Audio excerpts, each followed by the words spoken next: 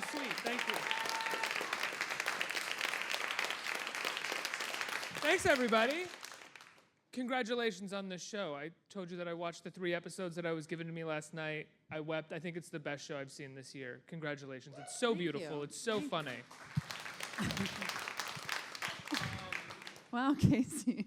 Not so loud. It's hard, right? Clapping with the microphone in your hand. Sometimes I'm caught clapping like this. It looks really bad. She caught me. Cartoon. That's my smile. You got me right there. I'm experiencing joy. I was just at a wedding and my friend was lazily clapping like this. Was it your wedding? No, my brother's though. Rude. Put your hands together. That's why they say that That's when they tell what you're people supposed to yell. Yeah. Put your hands together. So let's talk about developing the show because it's so much of it is your story. Mm-hmm. So how do you sort of turn that into what can be I think, is it like a 10-episode arc this first season? 6 episodes. 6 episodes, excuse me. How do you turn that into a 6-episode arc, and how do you find yourself okay with, stretching the truth a little bit for the purpose of a narrative, if you had to at all? No, I for sure stretch the truth. There's a lot of fictional elements to it. A lot of real stuff, a lot of true stuff. But we had a writer's room, and I think at the beginning I was a little hesitant, and it was a little hard to stretch the truth because, I had this tendency to be like, wait, that didn't happen, or that person isn't, and then there was a freeing moment where I was just like, you know what? Sure, let's have my character do that weird thing, or let's have this happen. And having the writer's room and people bringing their experiences and elaborating or fictionalizing moments, it was actually really fun because I've had a documentary, I've had a memoir, I've had all these things that are true. And this was just board game you had. What's a that? Board game. A board game. I have a board game coming out today. What was the name of that board game that stuck truly to your story? What is the board game? I don't know. I was just interjecting with a joke, but I see now I shouldn't have. No, please do. Next time I won't murder it. Guys, no snapping for that joke. Any there we snaps. One girl's like. So then I guess, if you've had the memoir and you've had the documentary and you've had the sort of board special game, yes. and the upcoming board game, what was it about when you started stretching the truth? What did you find was the thing tonally or emotionally that you wanted to stick to the most, the thing that you wanted to say? Well, I think that the reality of my life was that I had all this tragedy happen at one time, and I lost my mother in the middle of it all, and she was the glue that kind of held us together, me and my stepfather, my brother, and made our dynamic kind of make sense. And then when she was gone, we had to look around at each other and get to know each other for the first time, really, because we were able to be distracted by my mother. And I think that that's going to continue on in the show of trying to get to know myself and my family as it is now. And I think it just also has a lot to do with whatever is around the corner in life, and in good or bad, and you think you come through something and you're fine. That's not how life works, is what I found out very quickly. Sometimes it is. Sometimes you get an easy ride, but a lot of times there's something pretty consistently coming through things in life. Yeah, I think, and sometimes it's not always tragic, but that's what's kind of exciting about it, is around the corner is tragedy or something tremendous. And I think that what I learned and what I want to do with the show is to have faith in life, and that's kind of what makes it exciting, is whatever is around the corner, I'm ready. I'm not ready. Well, the show itself? I mean, the pilot, the first episode, without giving anything away, what it opens with is all of the tragedy, and what you come out with by the end is a certain affirmation of life and people coming together. and not in a corny way at all. It's Nicole Hall Center and you and Diablo Cody sort of putting this together, all of which were really in touch with the subtleties that bring people together, not these sort of big, crazy moments. And I think you're exactly right in how you describe the show, in that it's not depressing, it's not sad, it's actually, when you cry, you're not crying because someone died, you're crying because of the way people are coming together around it and coming together for each other. Right. Was that something that was that you knew you wanted to bring to the story initially? Yeah, I mean, Also, to be perfectly honest, I found that question as I was framing how I felt about the show. So, sorry. yeah, I think that in making the show, there was, I don't even know what I'm saying at this point. As I said, I found. I'm reflecting on every. You're finding questions, you're finding answers. We're all just finding them. This is a process for Every the three time of us, you Casey guys. talks, let's snap, guys. Now I've lost my train of thought that I never even had. Why did I make the show? Hey, we'll come back to you, Casey. Tig, why are you here? Casey, what about you? How do you're in the first episode of the show. You play Tig's girlfriend, right? That's not a big giveaway, is it? That's okay to say? Totally. Okay, cool. I mean, I think people can catch on to the chemistry between us up here. It's like there's no way The electric for chemistry. anything but love interest. What was it like playing that character? Because Tig's wife in reality is also in the show in an episode, and a lot of this is Tig's real story with some expanded truths, as we said. So what was that like for you coming in as an actress? It was great. I think Tig shared that I was playing just a compilation of features and people and no one in particular, and so that was freeing in a way to just have fun with my part. And obviously, I know Tig, well, not obviously, I know Tig's wife, Stephanie, from the UCB, and she's so lovely and funny, although she was not happy with me. No, she wasn't. She didn't care at all. I was like, what is happening? No, I know I can kind of miss some details in life, but I had a great time being a part of it, and I was just honored to be in it, honestly, because I normally do kind of, I would say, broader comedic things, and so when I read the script, I just loved it so much. there was only Casey in my mind for that part, and we wanted her desperately, and we finally got her. It was easy to get me. It was not easy to get you. It was not easy to get you. Well, We can talk about this in the car. Okay, great. But it was not easy to get you. Talk about it here. No, sir. We will have a lover's quarrel in front of everybody, and we don't want to do that. Not here. Well, the cast is perfect. I was also telling you that Jon Rothman, who plays your father, who is Stepfather. excuse me, who is like a sort of small character actor that I think is, looking at his IMDb, he's been around for years, but this is a massive part for him, and it is one of the most perfectly cast situations I've seen in a really long time, in the sense that his character is very robotic and sort of not feeling, but the tone of his voice is like he's always crying. Yeah. Can you talk about casting him and finding this guy? Well, it's funny because I had seen this casting tape of his, and as soon as I saw him on camera, my immediate response was just, Father? I mean, he was the exact role. And my stepfather, even though in real life is actually he's softer and funnier, but we really played up his more kind of reserved side. And a lot of actors that had come in and auditioned for that part, even bigger name actors, just weren't hitting the mark. They were trying so hard to make it funny. And what we need in that role is exactly what Jon Rothman is doing. He is so phenomenal that I can't believe I found him. Oh, there are so many moments in the show where he does something, and as a viewer, you just go, oh, like he just breaks your heart. Yeah, he's very heartbreaking, and But he also is so funny, too. he is so, yeah, exactly. He's unbelievable. He's so good. Yeah.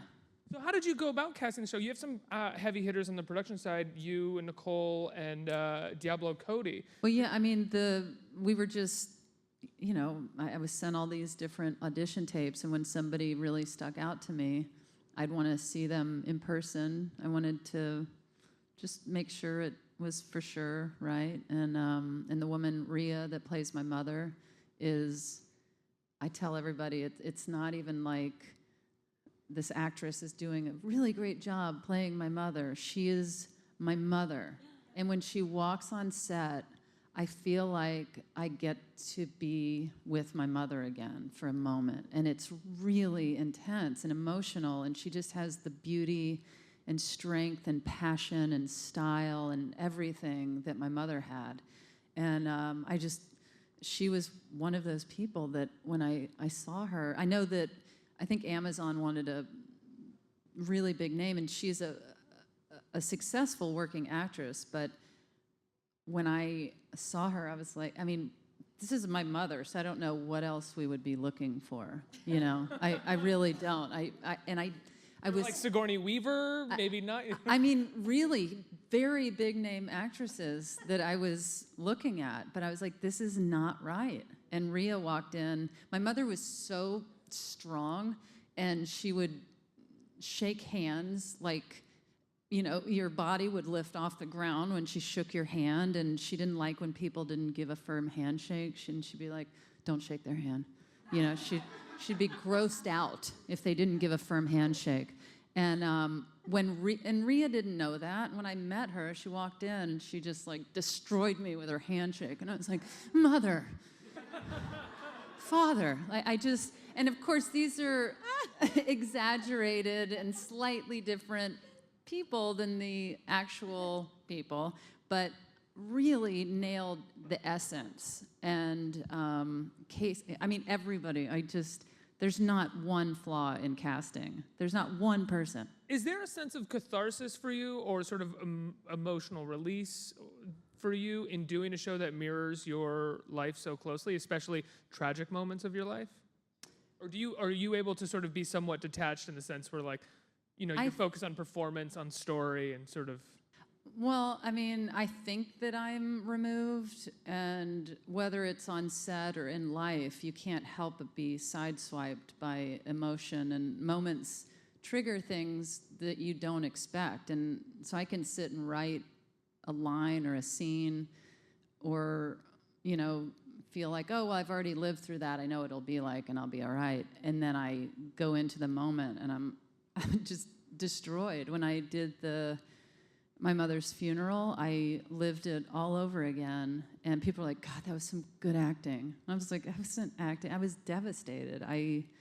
There's scenes that I do with Rhea where and that aren't even real from my life.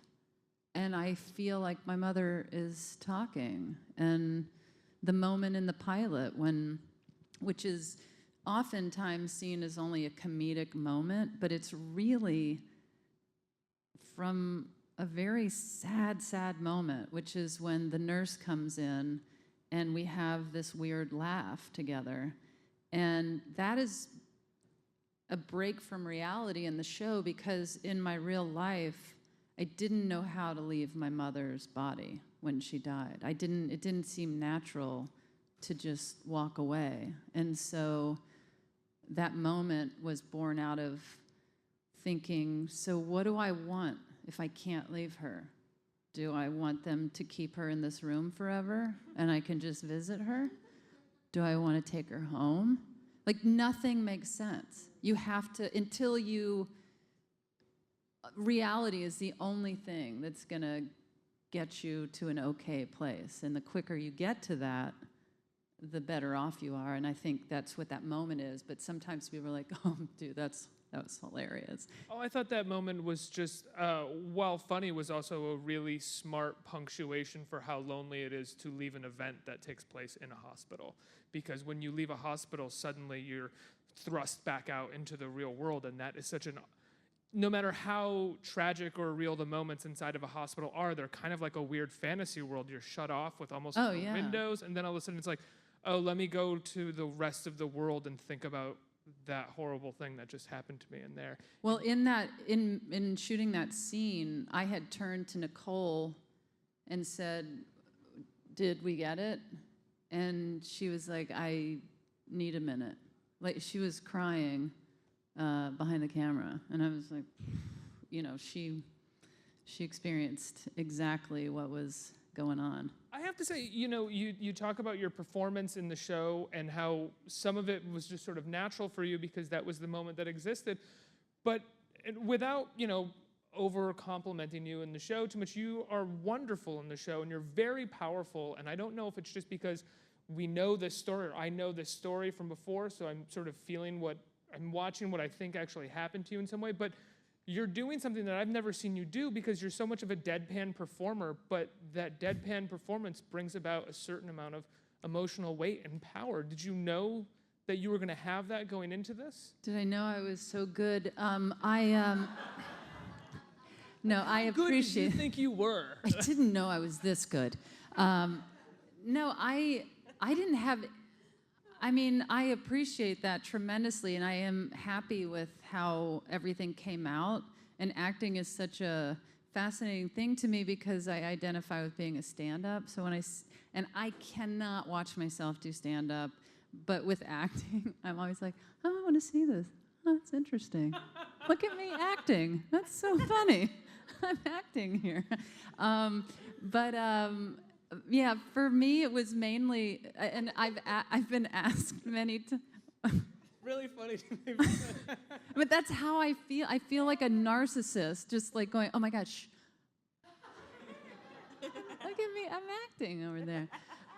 Wait, let's stick to that for just 1 second. When you're watching that, are you surprised by like how good you are, or are you just kind of like, look at what I'm trying to do right now? It's more of that. Yeah. It's not just that it's hilarious.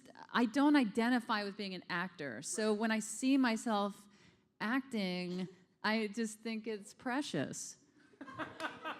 But, you know, mainly it was that I wanted to remember my lines. That was my biggest thing, was that, because when people are asking, oh, what is your process?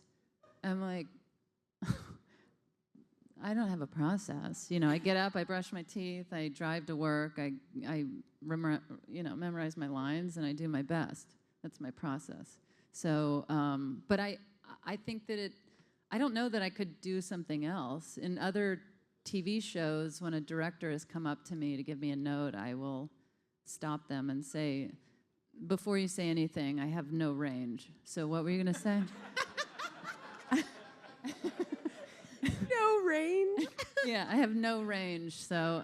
Great. Okay, let's just try again and see Yeah. what we get here. See what we land on. Yeah, Just and try not to make the day last longer, directors guys. will give me notes, and they're like, okay, and I'm like, we'll see. Just the Yeah. classic, like, you hired me. Yeah, We'll I see don't how- know. I mean, your guess is as good as mine. My teeth are brushed. Let's see what I can do. Well, Casey, this actually, this can be brought to you as well. As you said, you've mostly done a more broad form of comedic acting, and this is maybe just as different for you as it could be for Tig in terms of tone. Did you like watching yourself on camera as well? I did not enjoy watching myself. I just had a baby, and I felt I was not ready for the camera's harsh lens, but I loved the show nonetheless, and I'm a hard critic on myself. I don't find my acting precious. How do you find your acting? Annoying. No. But tonally, especially working with Nicole, and I think you were saying this kind of in the green room, that you and Nicole are both very low-key people, and I'm, you know, kind of eager to please, as you all see. And so it was just a very low-key, nice style, and very grounded, and especially working with Jon, and it was different, but in a really nice way. Yeah, I was telling her about how when Nicole we'd finish this scene, she'd go, okay, well, I think we got that. Moving on. And I'd be like, are you sure we got it? Yeah, it was great. It was terrific. And, oh, all right. And then after the show was finished, she's like, you know, my sister thinks it's the best thing I've ever directed. I'm like, really? Which is... I'll have to just believe you because I recognize those words and I know what you're saying, but... Well, it's an incredible thing to hear. For those of you who don't know, Nicole Hall is one of the great working directors right now. She made Friends with Money. She made Lovely and Amazing, which is easily one of my favorite movies. amongst other films, Walking and Talking. She's tremendous. Yeah. She's an awesome person, and she just had the right feel. I remember on set, this made me laugh so hard. Tig would always be joking around with everyone, as you do. And Nicole said, Tig, remember we talked about this. You're going to pick and choose your moments when you want to joke around. And you said, yes, and I choose always. Made me laugh. I think she thought you were going to be wearing like a producer hat and then like an actor hat. No. You're wearing a Tig hat. Yeah, I'm probably not ideal to be on set with. Why did she tell you to pick and choose your moments to joke around? Well, because the show, even though unfortunately my cousin in Mississippi told the local paper that this show is my version of Everybody Loves Raymond. And I'm like, I'm at my mother's deathbed for a half hour for the pilot while I have diarrhea. If Everybody Loves Raymond featured like a woman slowly coughing. Exactly. And so, what's that? Yeah. What would have been your Raymond like snappy quirk? I'm definitely Leah Remini. That tracks, though. That does track. I don't. That does Scientology thing? Yeah. Wait, what was I even saying before I announced that I had Joking around diarrhea? on Oh, so the show, as much as there is humor, there's a lot of drama, and I think I probably ruined a lot of moments for people because they were very, getting into character and doing their, acting thing, and then I would say something. Jon Rothman, who's an actor, was like trying to get sad and cry, like, are you acting? Yeah, I think he was a little confused, like what I was doing on this show. Just like we're acting. What are you doing, clowning over there in your precious ways? No, he was great. But I think that was, Can I ask a question? Obviously I can, but this is a weird question because I try not to ask the question of were you surprised when you saw the final product, because everybody's surprised at their final product. But no matter how great the talent is that you gather for something that is either extremely personal or not very personal, it could come out one way or the other. There is a sense of luck to having something come out, no matter how talented all the people are involved. There is sometimes a sense of luck to how wonderful something turns out. And your first episode, second and third as well, your first episode is so beautiful and so wonderful. What was it like for you when you finished it? When you saw a screening of it? This is my first time to have my own TV show, and that was what we wrote. That was the show that I wanted to make. And then when it was made, I think it's like how I feel with anything I put out. I'm like, I am proud of this. I don't know what other people are going to think. I still feel that way with the whole series. It's like, that's exactly what we wrote. That's who we cast. I am so proud of this show. Maybe everyone will hate it. Don't know. It'll be a surprise. But even if they do, I will walk away very confident that that is exactly the show I wanted to make. Absolutely. I'm going to open up to the audience for questions. Does anyone have any questions out there? Not one. All right. Well, thank you for... Tig, when does the show premiere? First question. Hi, Tig and Casey. I'm a big fan of you both, particularly your podcast. Oh, I thought you were going to say particularly Tig, but go ahead. Continue. Hypothetically, if you two were to host a podcast together, what would it be about? Because your two podcasts are very different. I've never been on your podcast. Well, it was canceled. I stopped doing my podcast. Oh, you self-canceled? Yeah. Yeah, we got canceled by me. Were the ratings low? The ratings were high. I went out on a high note. Oh. What would our podcast be? I think just tickling each other, right? I think we would Just tickling, yeah. Just tickling with Tig and Discussions Casey. about tickling. Tig and Casey. My name would be first. That's a good question. Great question. Next question. I think. I luckily have a strange cutout that I really regret right here. It's perfect for tickling. This gets weird. Okay, this has gotten very strange. If we pause for a minute, they'll get bored and start taking. See, this is what I do between takes. This is honestly, while a master actor like myself is trying to prepare the type of behavior. Next question. I think this is our last question. Wait, I know. You want more? I think this is ridiculous. I flew in to be on AOL, and I get 2 questions. Go ahead. Hey, ladies. So Tig, casting Casey, were you aware of her other work? Like, have you watched her shows like Happy Ending or? No. Next question. That was it? That was our final question? I'm fine with that answer. Were you aware of your allure? No. I'm not aware either. Casey, have you ever seen me on anything? Yes. What? Everything. I've seen you perform stand-up many times. But on the television. I saw a pilot that you did. Okay, so your best friend was in that pilot. That's the only reason I still you saw that. it. It doesn't matter why. They didn't ask why we saw things. But yeah, no, I don't follow her You career. have eyes and What is ears? the next? Well, of course I have eyes and ears. Then you should have seen me. Next question. How's it going, 7 guys? more questions, and then we have to wrap this up. Sir, go ahead. How's it going, guys?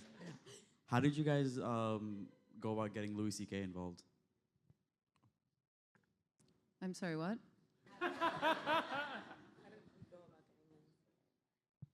Oh, I thought you said Lucy.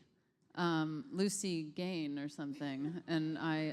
So your grip on it, Lucy Gain? yes, She's really Lucy talented Gain best boy. is one of the hardest grips. Most talented. Yeah, to get in Hollywood. And we got her because she You gotta heard go our... through the union ladder to get her. She's really yeah, good she at all it. the heard way our up there. Tickle podcast.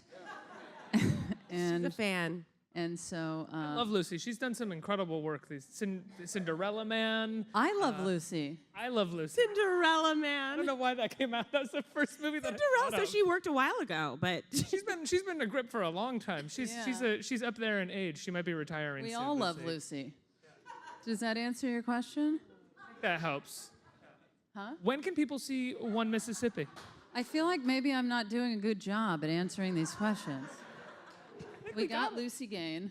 we got Lucy. We got a podcast. We have a Tickle podcast. I'm not familiar with Casey Wilson.